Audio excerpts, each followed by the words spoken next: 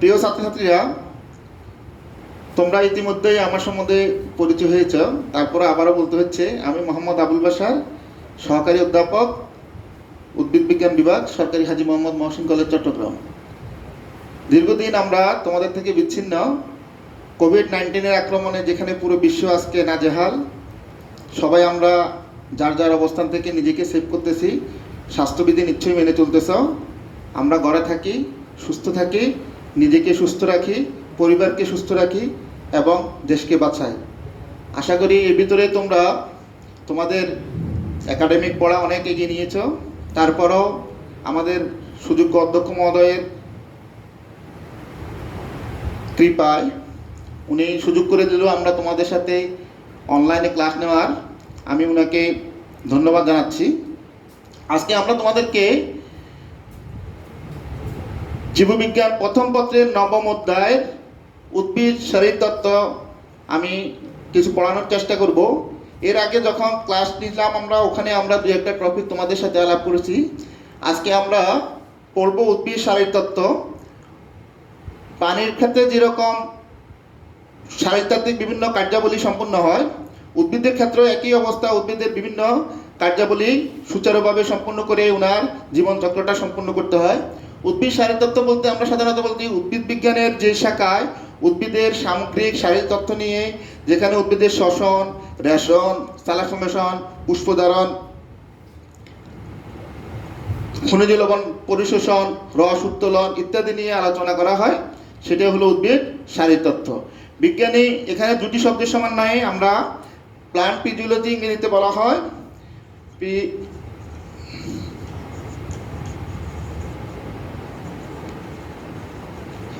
Plant physiology, plant অর্থ উদ্ভিদ, আর physiology দুটি শব্দের সমন্বয়ে। ফিজিওলজিকে আমরা যখন বাংলা করব, এটা ফিজিক্স, দ্যাট মিনস নেচার, প্রকৃতি। আর লোগোস অর্থ ডিসকোর্স।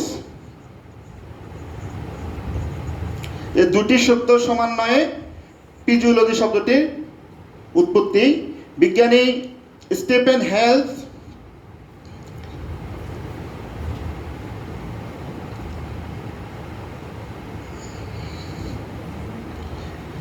বিজ্ঞানী স্টিফেন হেলস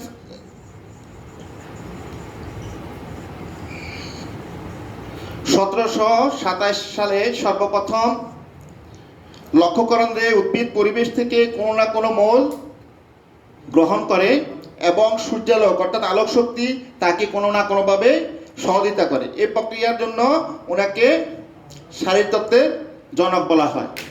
এগুলো আমরা টোটাল শারীরতত্ত্ব সম্বন্ধে একটা আলোচনা। এখন শারীরতত্ত্বের একটা টপিক হলো তোমাদেরকে সালোক সংশ্লেষণ। সালোক সংশ্লেষণ আমরা আজকে সালোক সংশ্লেষণ সম্বন্ধে বোঝানোর চেষ্টা করব। এখানে হলো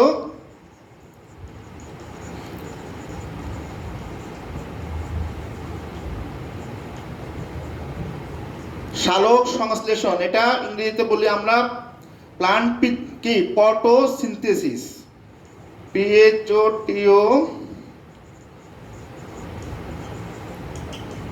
ফটোসিনথেসিস। এই শব্দের উৎপত্তি থেকে আমাদের সালোক সংশ্লেষণ শব্দটির উৎপত্তি। এখানে ফটোসিনথেসিস দুটি শব্দের সমন্বয়ে গঠিত।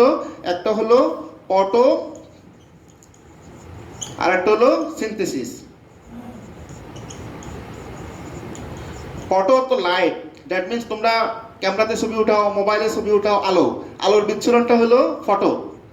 এটা হলো লাইট, দ্যাট মিনস আলো। আর সিনথেসিস হলো সংশ্লেষণ।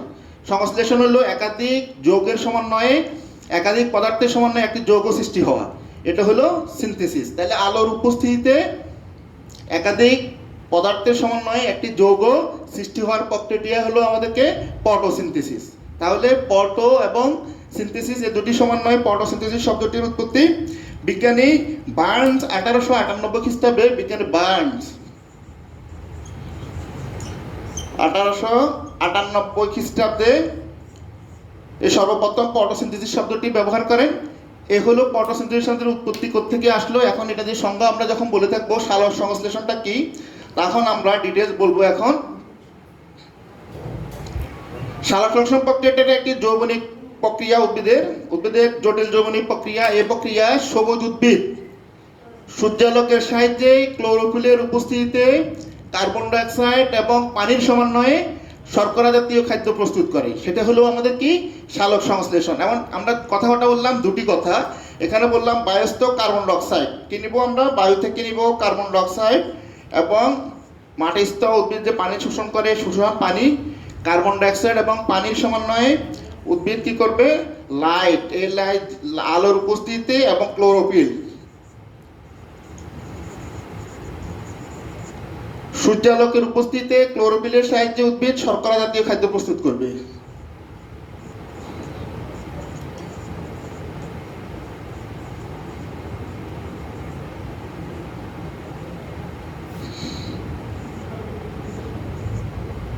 এ হলো আমরা সালোকসংশ্লেষণ প্রক্রিয়ার যে বিক্রিয়াটা হয় সেই বিক্রিয়াটা আমরা এটা লিখলাম।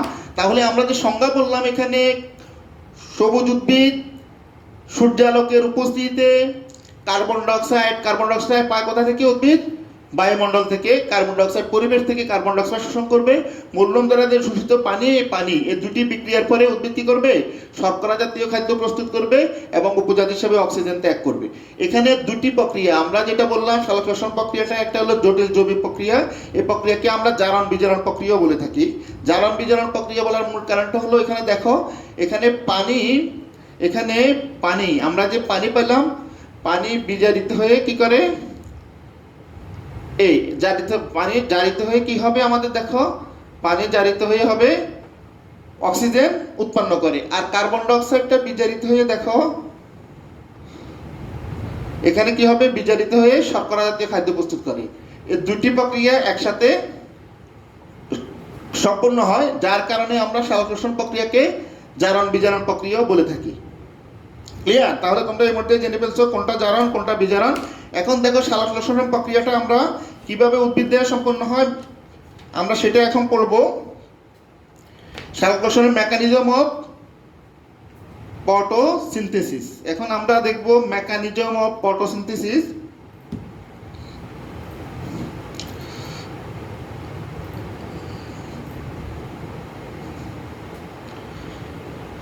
Mechanism of photosynthesis, that means হলো সালোক সংশ্লেষণের কলা কৌশল। সালোক সংশ্লেষণের কলা কৌশল, উদ্ভিদ দেহে কিভাবে সালোকসংশ্লেষণ প্রক্রিয়াটা সম্পূর্ণ হয়।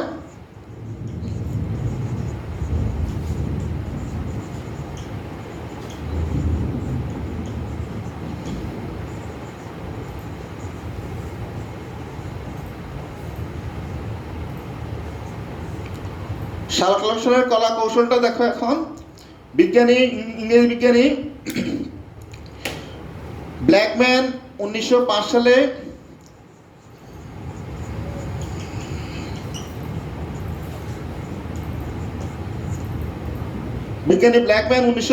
সালোকসংশ্লেষণ প্রক্রিয়াকে দুটি অধ্যায় বা পর্যায়ে বিভক্ত করেন।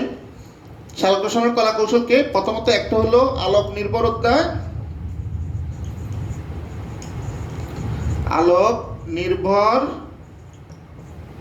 বা পর্যায়, যেটাই বলো তোমরা অবলিক পর্যায়,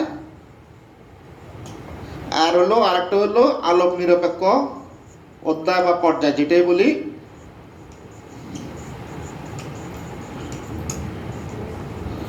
তাহলে এখানে বিজ্ঞানী ব্ল্যাকম্যান 1905 সালে টোটাল সালোকসংশ্লেষণ প্রক্রিয়াকে দুটি ভাগে ভাগ করছেন। একটা হলো আলোক নির্ভর অধ্যায় অথবা লাইট ডিপেন্ডেন্ট পেজ, আর একটা হলো আলোক নিরপেক্ষ অধ্যায় বা লাইট ইন্ডিপেন্ডেন্ট পেজ। এই দুটি অধ্যায়ে উনি আলোক শব্দের সালোকসংশ্লেষণ প্রক্রিয়াটা বর্ণনা করেছেন। এখন আলোক নির্ভর অধ্যায়টা কাকে বলে আমরা একবার দেখে নিই। আলোক নির্ভর অধ্যায় হলো উদ্ভিদ যে সালোকসংশ্লেষণ প্রক্রিয়ায় সূর্যালোক শক্তি স্থিতিশীল রাসায়নিক শক্তিতে রূপান্তরিত হয়ে এটিপি, এখন আমরা এটা মুছে দিই। দেখো এখানে আলোক অধ্যায়টা হলো যে সালোকসংশ্লেষণ প্রক্রিয়ায় সূর্যালোক শক্তি রাসায়নিক স্থিতিশক্তিতে রূপান্তরিত হয়ে এটিপি এবং NADPH2, এখানে হবে ATP and NADPH plus hydrogen আয়ন এ সঞ্চারিত হয়। এখানে হলো সূর্যালোকের স্থিতিশক্তি, সূর্যালোকের শক্তি, আলোক শক্তি রাসায়নিক শক্তিতে এটিপি এবং এনএডিপিএইচ এবং হাইড্রোজেন আয়নে সঞ্চারিত হয়। এখন যখন আমরা বিক্রিয়াটা লিখব তাহলে এখানে আমাদের দুটো কাজ হয়, এখানে হয় এটিপি তৈরি আর একটা হয় এনএডিপিএইচ এবং কোএনজাইম এবং হাইড্রোজেন আয়ন, এই দুটি প্রস্তুত হয়। এখন এখানে বিক্রিয়াটা লিখলে আমরা আলোক নির্ভর অধ্যায়টা তোমরা ভালো মতো আমরা বুঝতে পারবো। দেখো এখানে হয়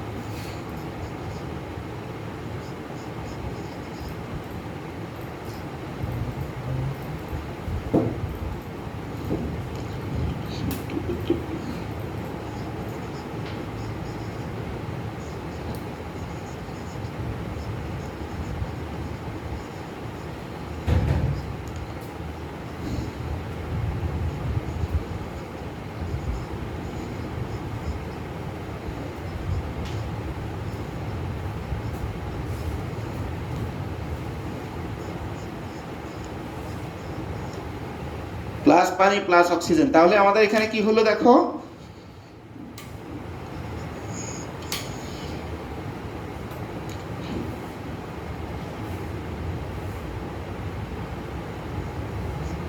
তাহলে আমরা বললাম কি আলোক নির্ভর অধ্যায়টা আমরা বললাম কি যে সালোকসংশ্লেষণ প্রক্রিয়ায় বায়ুস্থ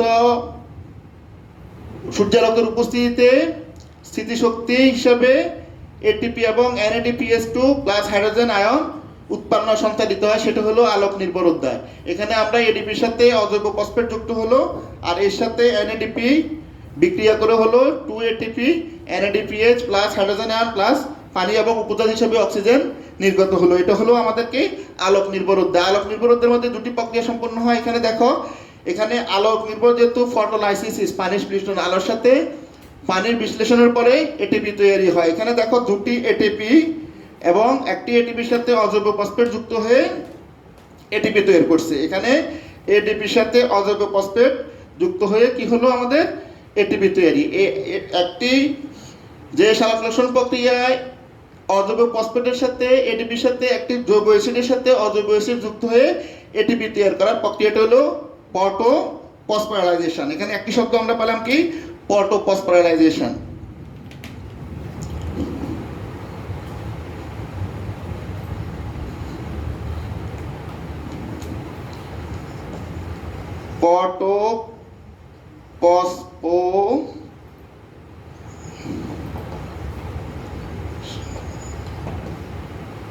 ফসফোরাইলেশন অর্থাৎ হলো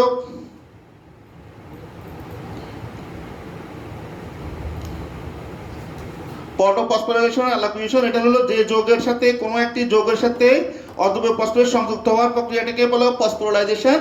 আর এটা আলোর উপস্থিতিতে যখন সম্পূর্ণ হবে তখন তাকে বলা হবে ফসফোরাইলেশন। এই ফসফোরাইলেশনটাকে কিভাবে হয় দেখো, এডিপির সাথে এখানে দেখলাম আমরা এডিপি প্লাস ইনঅর্গানিক অজৈব ফসফেট সমান সমান হবে কি এটিপি। এখানে এটিপিএস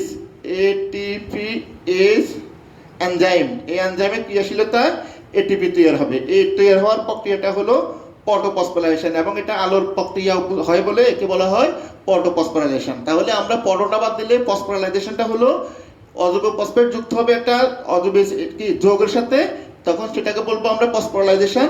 আর যেটা যখন আলোর উপস্থিতিতে সম্পন্ন হবে তখন এটাকে আমরা বলবো ফসফোরাইলেশন। বিজ্ঞানী আর্নন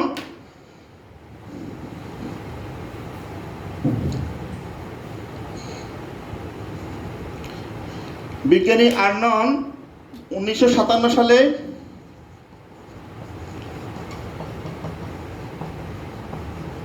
সর্বপ্রথম এই ফসফোরাইলেশন উদ্ভিদের স্বায়ত্ততা সম্বন্ধে ইলেকট্রন পরিবহন সম্পর্কে ধারণা পোষণ করেন।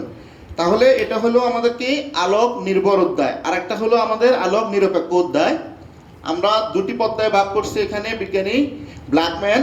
প্রথমটা হলো আলোক নির্ভর অধ্যায় আর একটা হলো আলোক নিরপেক্ষ অধ্যায়। তারপর আলোক নিরপেক্ষ অধ্যায়টা কি দেখো,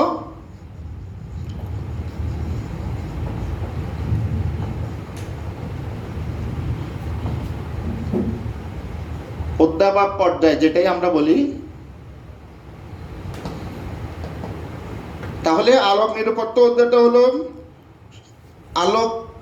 অধ্যায়টা হলো কি দেখো, সালোকসংশ্লেষণ প্রক্রিয়ায় আলোক নির্ভর অধ্যায় বা পর্যায়ে সৃষ্ট এটিপি। এখানে কি তৈরি হলো, আমরা আগের বিক্রিয়াতে আমরা দেখলাম ATP plus NADPH plus hydrogen ion.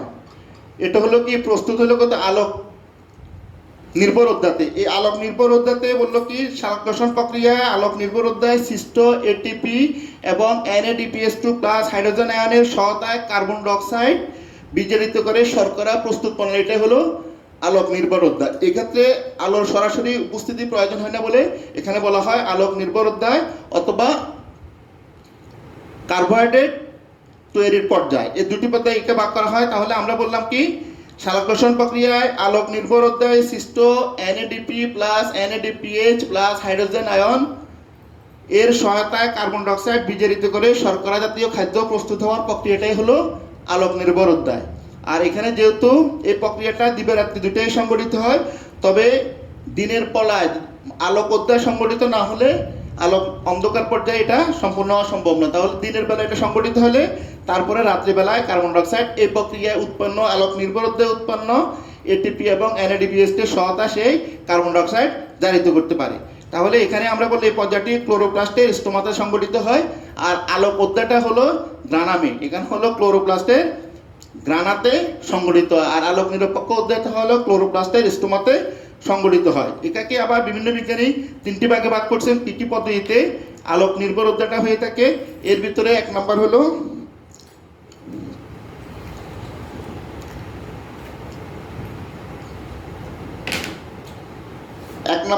Calvin চক্র। ক্যালভিন সাইকেল বা ক্যালভিন চক্র আমরা বাংলাতে বলে লিখলাম, ইংরেজিতে ক্যালভিন চক্র। দুই নম্বর হলো হ্যাস এন্ড স্ল্যাক চক্র। ইংরেজিতে লিখি তাহলে তাড়াতাড়ি লিখে যাবে।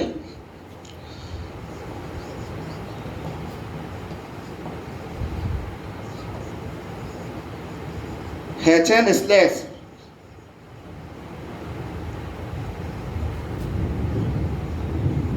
আর তিন নম্বরটা হলো ট্রাইসোলিউশন অ্যাসিড মেটাবলিজম বা সংক্ষেপে আমরা বলি CAM। এই তিনটি প্রক্রিয়া আলোক নিরপেক্ষ অধ্যায়। একটা হলো ক্যালভিন চক্র, হ্যাস এন্ড স্ল্যাক চক্র, আর একটা হলো CAM ট্রাইসোলিউশন অ্যাসিড মেটাবলিজম। এই তিনটি পদ্ধতিতে আলোক নিরপেক্ষ অধ্যায় উদ্ভিদে সংগঠিত হয়ে থাকে। এখন আমরা এই তিনটা সংজ্ঞায়িত করি কিভাবে বলি দেখো। প্রথম হলো ক্যালভিন চক্র। এটা বিজ্ঞানী আমেরিকার ক্যালিফোর্নিয়া বিশ্ববিদ্যালয়ের বিজ্ঞানী 1947 থেকে 1949 সাল পর্যন্ত উনি এবং ওনার সহকর্মীরা মিলে তেজস্ক্রিয় আইসোটোপ, ওটা হলো তেজস্ক্রিয় কার্বন। তেজস্ক্রিয় কার্বন হলো কি তেজস্ক্রিয় কার্বন 14C আইসোটোপ। এটা ব্যবহার করে উনি এককোষী ক্লোরেলাতে কার্বন ডাই অক্সাইডের বিজারণ প্রক্রিয়াটা যে চক্র আকারে আবির্ভাব করছেন সেটা হলো ক্যালভিন সাইকেল বা ক্যালভিন চক্র। তাহলে কার নাম অনুসারে বললো, বিজ্ঞানী ক্যালভিন আবিষ্কার করছেন, এই কারণে ওনার নাম অনুসারে ওটা ক্যালভিন চক্র বলে। যে সকল উদ্ভিদে এই প্রক্রিয়ায় খাদ্য প্রস্তুত হয় তাকে বলা হয় আমরা C3 উদ্ভিদ। কি বলবো এখানে C3 উদ্ভিদ বলবো। পৃথিবীতে মেজরিটি উদ্ভিদ সমূহ C3 উদ্ভিদ। এর মধ্যে হলো কি আমাদের কাঁঠাল, আম, জাম ইত্যাদি হলো C3 উদ্ভিদ। এবং হ্যাস এবং স্ল্যাক চক্র ওনারা দেখলো যে এই প্রক্রিয়ায় 3-ফসফোগ্লিসারিড প্রধান স্থায়ী পদার্থ এই চক্রতে। কিন্তু উনি দেখলো যে কিছু কিছু উদ্ভিদ এই 3-ফসফোগ্লিসারিক অ্যাসিড শোষণ করে 4 কার্বন বিশিষ্ট অক্সালো অ্যাসিটিক অ্যাসিড প্রস্তুত করার মাধ্যমে খাদ্য প্রস্তুত করে এবং এটা চক্র আকারে সম্পূর্ণ হয় বলে এটাকে বলা হয় হ্যাস এবং স্ল্যাক সাইকেল। এবং যেসব উদ্ভিদে এই প্রক্রিয়া সংগঠিত হবে তাদেরকে বলা হবে C4 উদ্ভিদ। C4 উদ্ভিদ হলো এগুলাকে বলা হয় C4 উদ্ভিদ। যেমন আমরা পাই আখ খাই, এক্ষেত্রে আখ C4 উদ্ভিদ, দুর্বা ঘাস C4 উদ্ভিদ। CAM এবং ট্রাইসোলিউশন অ্যাসিড মেটাবলিজম এক্ষেত্রে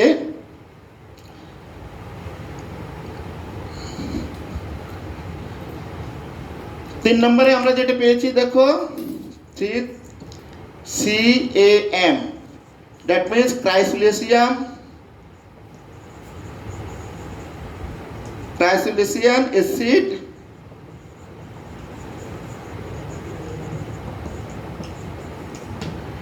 ট্রাইসোলিসিয়ান অ্যাসিড মেটাবলিজম। এই প্রক্রিয়া হলো ট্রাইসোলিসি গোত্রভুক্ত উদ্ভিদের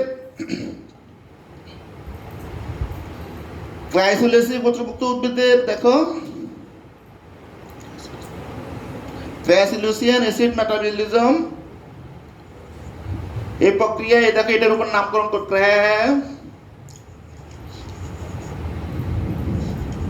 এই গোত্রভুক্ত উদ্ভিদ সমূহে সাধারণত এই প্রক্রিয়াটা সংঘটিত হয় বলে একে বলা হয় ট্রাইসোলিসিয়ান অ্যাসিড মেটাবলিজম।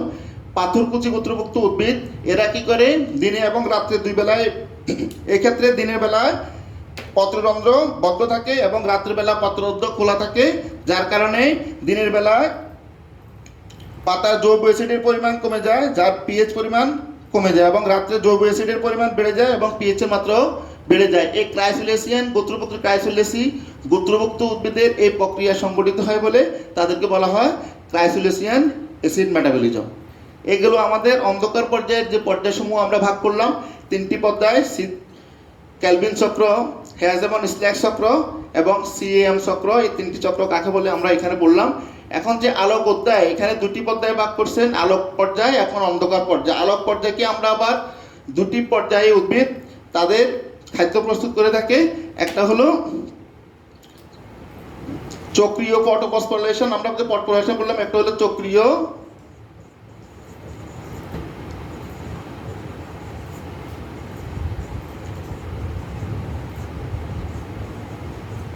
আর একটা হলো অচক্রীয় পটোফসফোরাইলেশন।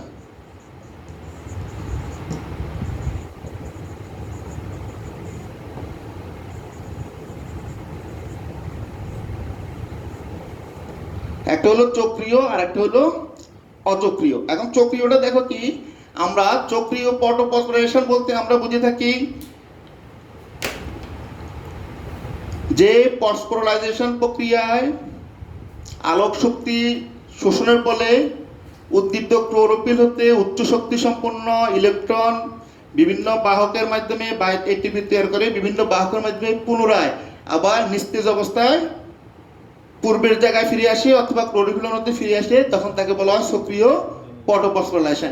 এটা হলো উৎপত্তি স্থান থেকে উৎক্ষিপ্ত হওয়ার পরে বিভিন্ন বাহকের মাধ্যমে বাহিত হয়ে এক অণু এটিপি তৈরি করবে এবং আবার পূর্ব অবস্থায় ফিরে আসবে, যার কারণে একে বলা হয় চক্রীয় পটোফসফোরাইলেশন। এই চক্রীয় পটোফসফোরাইলেশনের ফটো সিস্টেম 1 PS1 আমরা এখন চিত্রটা আঁকবো, তাহলে আমরা অসক্রিয়তে পরে যাব।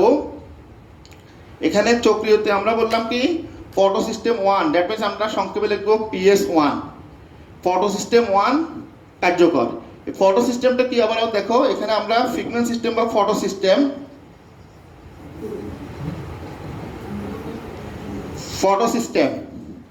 ফটো সিস্টেম হলো ক্লোরোফিল অণু এর সাথে ইলেকট্রন অণু শোষণকারী বা গ্রহিতাকারী পুরো উপাদানসমূহকে একসাথে একটা ইউনিট হিসেবে ধরা হয়, যাকে বলা হয় ফটো সিস্টেম। এই ফটো সিস্টেম ইউনিট যেমন এটা বলে ক্লোরোপ্লাস্টের গ্রাম অঞ্চলে অবস্থান করে। একটি ক্লোরোপ্লাস্টে ক্লোরোফিল অণু 400টি ফটো সিস্টেম থাকতে পারে। এটা তিনটি প্রক্রিয়া ফটো সিস্টেম কাজ করবে। এটাকে তিন ভাগে ভাগ করবো, তিনটি প্রক্রিয়া। একটা হলো কি বিক্রিয়া কেন্দ্র, আর একটা হলো প্রথমটা হলো তিনটি পর্যায়ে এটা ভাগ করব। এরপরে আমরা কি বলে দেখো, এখন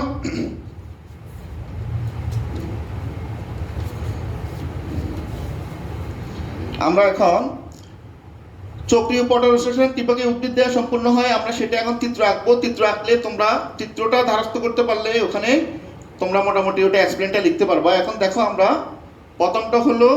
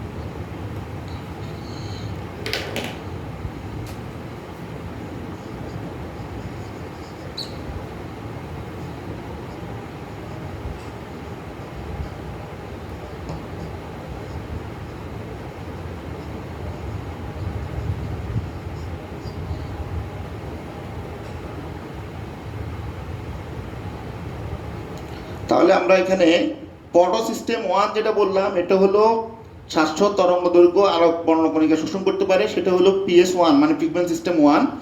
এক্ষেত্রে আমরা এখান থেকে দুটি ইলেকট্রন নির্গত হবে।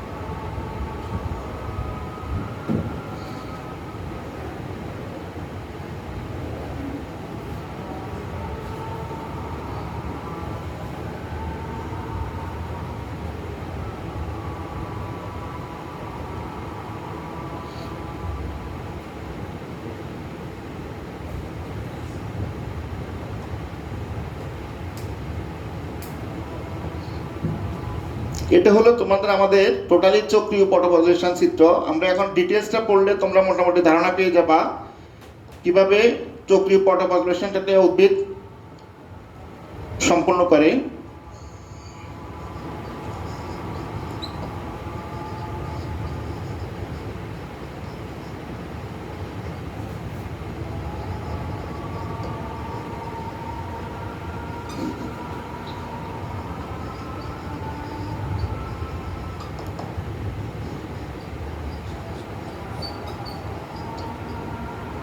এটা হলো টোটাল চক্রীয় পটভূমির প্রক্রিয়ার রেখাচিত্র।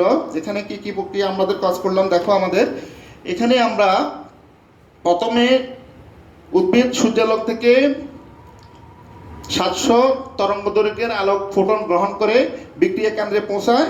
বিক্রিয়া কেন্দ্রে পৌঁছানোর পরে ওখান থেকে উচ্চ শক্তি সম্পন্ন ইলেকট্রন নির্গত হয় প্যাডারক্সিনে। প্যাডারক্সিন হলো প্যারাস এবং সালফারের সমন্বয়ে গঠিত একটি প্রোটিন। এটি লৌহ গঠিত। এর লৌহ ইলেকট্রনকে আদান প্রদানে সহায়তা করে। এখান থেকে আমরা উৎকৃষ্ট হয়ে এটা প্যাডারক্সিনে গ্রহণ করে ওখান থেকে আবার ওই ইলেকট্রন দুটি চলে আসে কোথায়, পিকুইতে plus two কুইননে। Plus two quinone হচ্ছে ওটি ক্ষুদ্র চলনশীল লিপিড। এটা হলো প্রোটিন, এটা হলো ক্ষুদ্র চলনশীল লিপিড।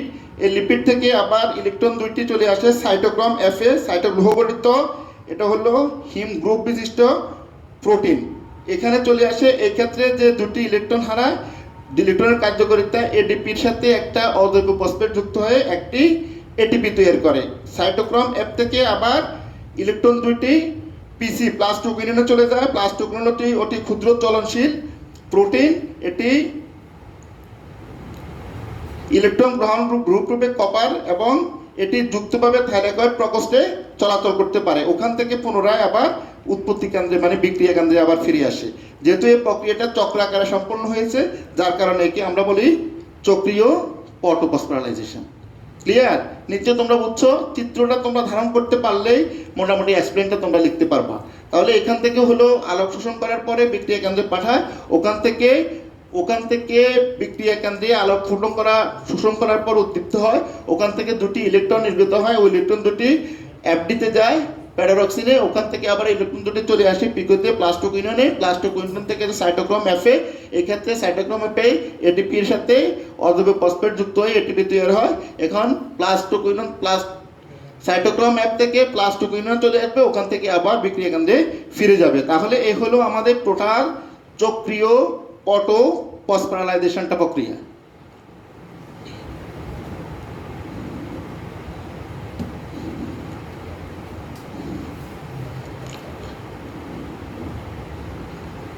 তোমাদের কোনো প্রশ্ন থাকলে আমরা জানতে পারবা।